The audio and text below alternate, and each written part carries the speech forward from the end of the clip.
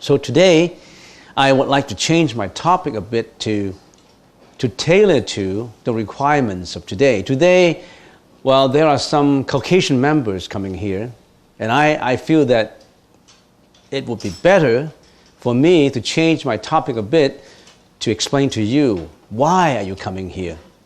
What are you chanting? What kind of ceremony? What are we doing? Or the central issue is, what is Buddhism? When a person passes away, what happened to him, to her? Where do we come from? Where do we go after we died? What's the central issues of the Buddhist teaching? Don't you want to know something about that today? Well, instead of, for me, talking again on some profundity of Madhyamaka Sutra. So I would like to concentrate in simplicity today. I guess among some of you, there are some ABCs, not ABCs, CBCs. Is that right? There's some CBCs. And I guess CBCs, they may or may not understand Chinese. So it's better for me to speak more on English than Chinese. Why are we coming today? In memory of Grandma. Is it Grandma? In memory of Grandma. And what happened? Someone dies in the family. Is it the end of that person? I missed her. What happened to her? According to the Buddhist teaching, death is not absolutely the end. Death could be the beginning of another life. So we don't say death is nihilism. It's when someone dies, that's it for him or her. Won't see him anymore, won't see her anymore, and nihilistic feelings. No, the Buddhist teaching does not indicate in that way. The basic issues, when a person passes away, I try to simplify it, but because the Buddhist teaching is so profound, there's so much in it that it takes years to explain it to you. As a matter of fact, one of the richest literature in the philosophy of the human species is Buddhism. And that's not an exaggeration, because there is 8,600 volumes over 2,600 years.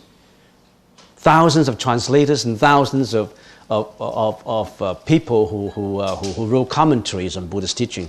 So that's the richest library on earth, without exaggeration. It's a fact. Is Buddhism. So I cannot just give you everything in a year, not to say in 20 minutes time. But you need to know something. When a person passes away, what happened to her? When a person passes away, it depends on her karma, on what she have done in her lifetime. It also depends on the karma in previous lives. And she would carry her own karma to go into the next life.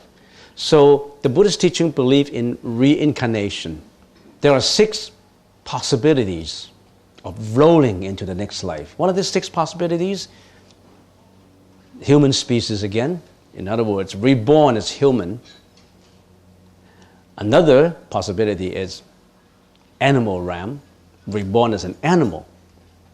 That's the reason why a Buddhist won't kill animal for food. We just show you on the TV that every now and then, in order to express compassion, not just to humans, but to all animals, we release lives on earth, release lives in the sea.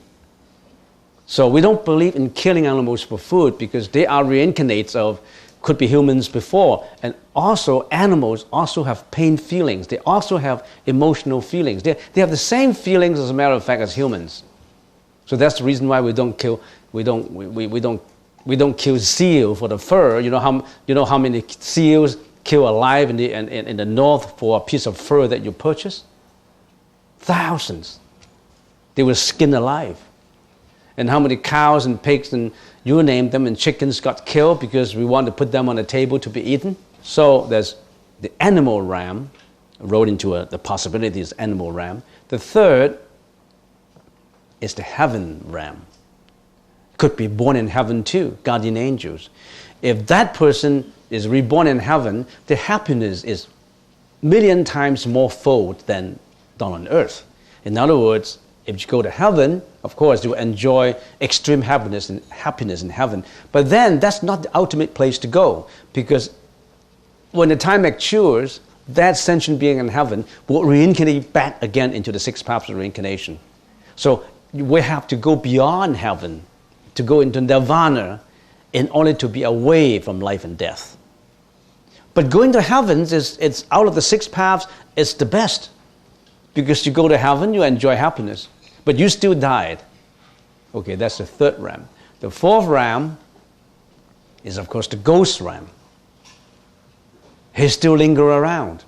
He does not want to go.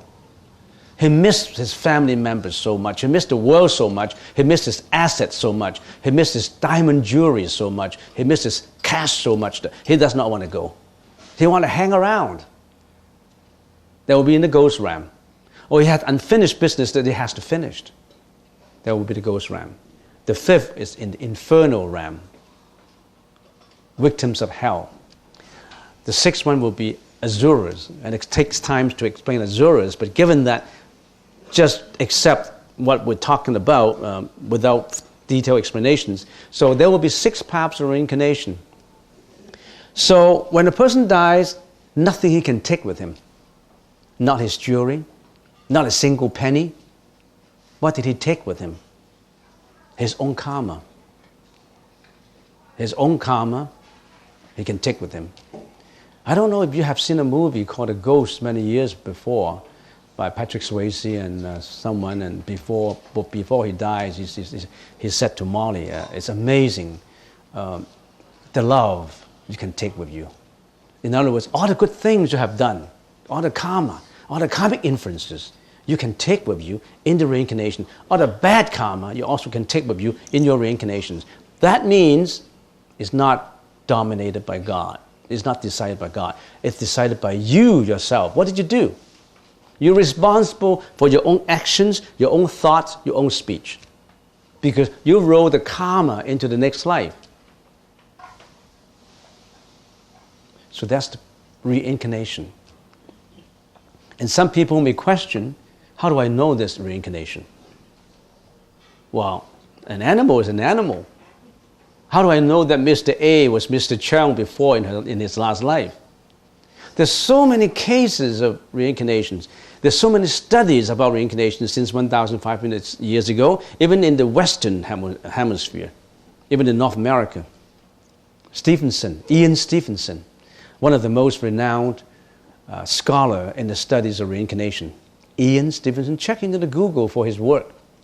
Ian Stevenson. He and his group stay in India and Sri Lanka for 30 years just to study factual cases of reincarnation. He came up with 3 volumes of hundreds of cases of proven reincarnations. In other words, a boy was born, a 2-year-old, he said, I was so-and-so in the other village, and I am what I'm called now, but I belong to that village. And my mom is still there. I came from that family. And then they trace back and find, oh, that's it. That man passed away and became a boy of this village. So many cases about that. You check into that. So many studies about reincarnation of factual life. And as a matter of fact, many other religions believe in reincarnation now. We don't just have one life. You think about it. Time is 3-dimensional. Time is of the present, the past, and the future. Not just the present. You think you only have the present and that's it? No past, no future? Even within this lifetime, time is 3-dimensional. We have last year, we have this year, we have the next year. But you extend the horizon to a wider perspective. Not only of this life, previous lives, many, many previous lives before. Why did you all guys come together? Why are we brothers and sisters and family members? You all are related in your previous lives. Some are related in a good way, some are related in a bad way. Some related in a good way, the husband and wife, they stay on until old age. Some they're not related in a good way, and he come to get her and she come to get him. They divorce, broken families, involved in crimes, jealousy, hatred, anger, violence, you name them. So many things happen in life. Today, you're coming here to pay respect to Grandma, and given that Grandma in her whole lifetime was very good, very kind, very compassionate person, she will be reborn in a good place. Of course, we don't know. But there are ways to know. When a person passes away, all his sensory organs, all his senses shrink into another consciousness. There are 8 consciousnesses of a person. We have 8 consciousnesses. We have the eye consciousness, the ear consciousness, the nose consciousness, the tongue consciousness, the body consciousness, the mano consciousness, which is the brain, and the manas consciousness, which is the ego consciousness, and finally we also have the alaya consciousness, which is the storage consciousness. So when a person passes away, all these other 7 consciousnesses shrink into the final alaya consciousness, which is the store consciousness, and became the memory. And that consciousness is, of course, invisible. You can't see consciousness. Consciousness is energy. How can you? We can only see what is being expressed by consciousness. This is our body, our sensory organs, our eyes, our ears, our nose, the skin, the bone, we can see them. But inside of us, the energy, that consciousness, the hidden consciousness, we can't see them.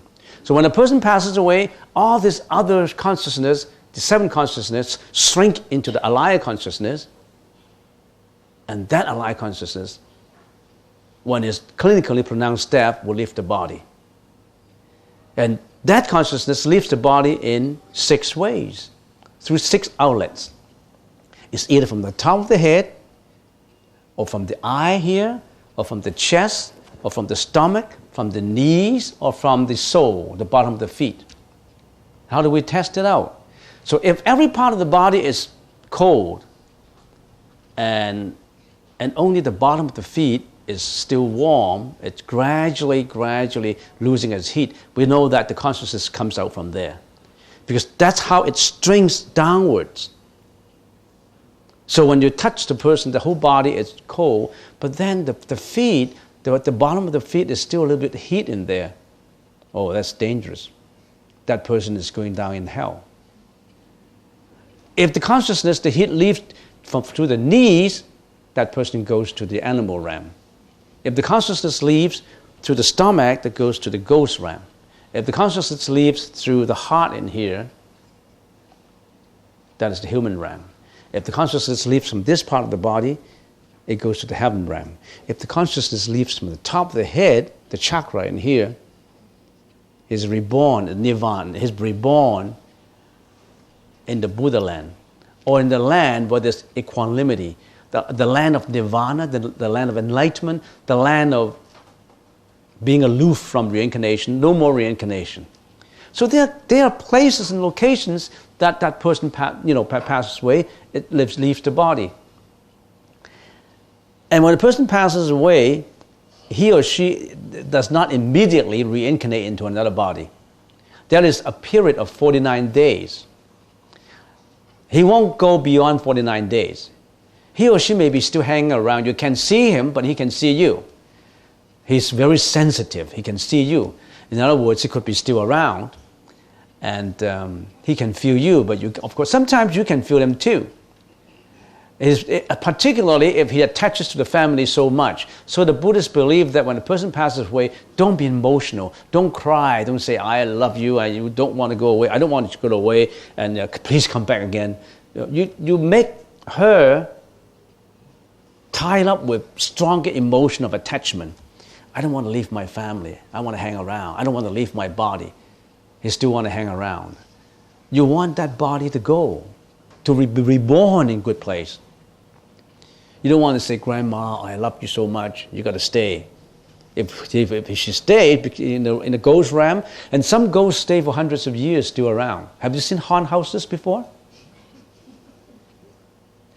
They stay. They don't want to go away.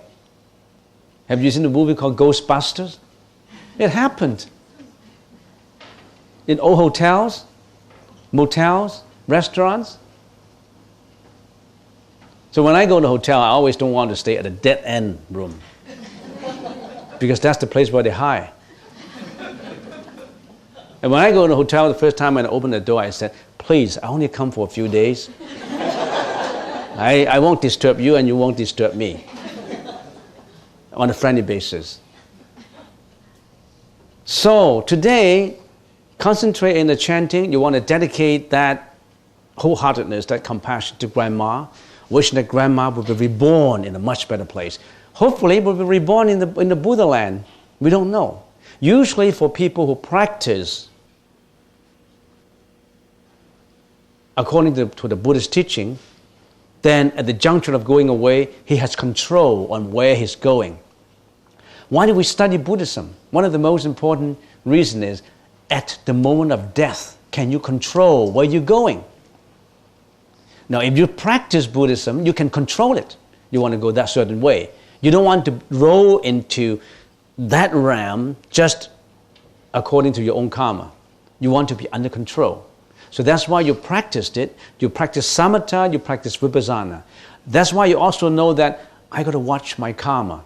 What is karma? Anyway, K-A-R-M-A. You check in Google. It's not a definition these days from internet. Karma is an accumulation of your thought, your actions, and your speech. Everything about you, of all your actions, of all your speeches. So you don't curse, you don't lie, you don't slander people, you don't do all kinds of bad things about speeches. You don't do all kinds of bad things about action. You don't kill, you don't steal, you don't... So many things you cannot do. If you do, you run into karmic influences. Even thought has karma. Even thought has energy. It produces... Every thought is important. Not just the action. Action is the expression of the hidden thought. So when you study Buddhism, you clarify, you purify yourself from thought, not from speech. Speech is the second generation. The first generation is from a thought. So a Buddhist always watches his thought. His thought got to be moral, got to be righteous, got to be compassionate. His thought got to be right. It applies to positive thinkers of North American philosophy. People think that whatever I think, I can do. That's right, because the mind is the most powerful. You got to watch your own mind. Whatever the mind can conceive, the mind can do. It's very scientific and practical. Those who study the Buddhist teaching, they know that they can achieve anything you want as long as you put your mind into it. You can be the Buddha if you put your mind into it. You can be the Bodhisattva if you put your mind into it. You can be successful in your business if you put your mind into it. Have you put your mind into it? Today, we would like you to put your mind into doing a ceremony for Grandma. Give your whole heart out. A heartfelt compassion, wishing that Grandma would be reborn in a good place with the help of Bodhisattva, Siddhigarbha Bodhisattva. There was a Siddhigarbha Bodhisattva who vowed to help those who passed away. In other words, people who passed away, they may be still roaming around, they don't know what to do, they're so grief-stricken, they feel so sad, but Siddhigarbha Bodhisattva will console him, will give her the consolation and say, this is the time to go, and here are the family members, they are chanting for you, and let me lead you to the way, to a good place. So hopefully, Siddhigarbha Bodhisattva will lead Grandma to a place that is much better than what he's intended to go. Maybe she's already in a good place, but you want to elevate that. Want to elevate that to a higher level. That's the best.